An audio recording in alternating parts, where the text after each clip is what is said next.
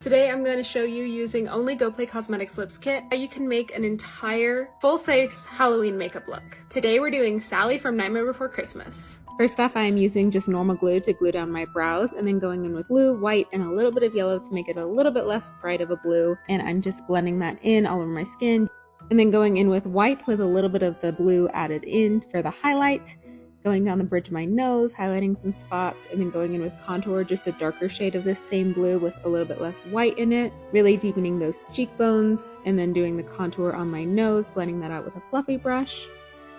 I decided to change up the contour on highlight of the nose a little bit. I think I like this shape more for Sally. And then just blending that in until it's perfect, adding a little bit of a nose nostril extension, if you will, and adding the same blue onto the eyelids, going in with the white under the eye to extend the waterline, and then the dark blue, same contour shade for eyeshadow, defining the eye area and blending that out with a slightly bigger brush, going in with the same dark blue underneath the white to really accentuate it. And now moving on to the fun part, the stitches.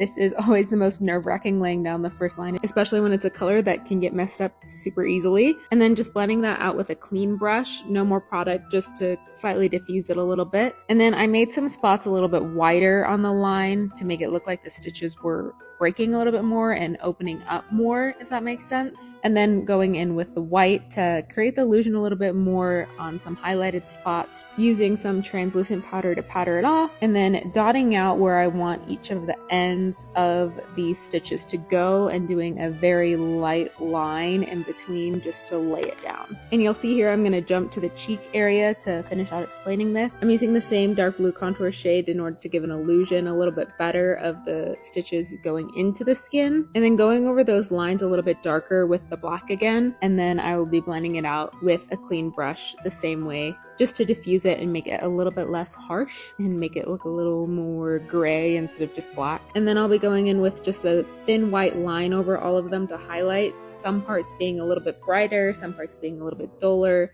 to really give an illusion of it being lifted in the middle. And make sure you follow for part 2 to see the rest.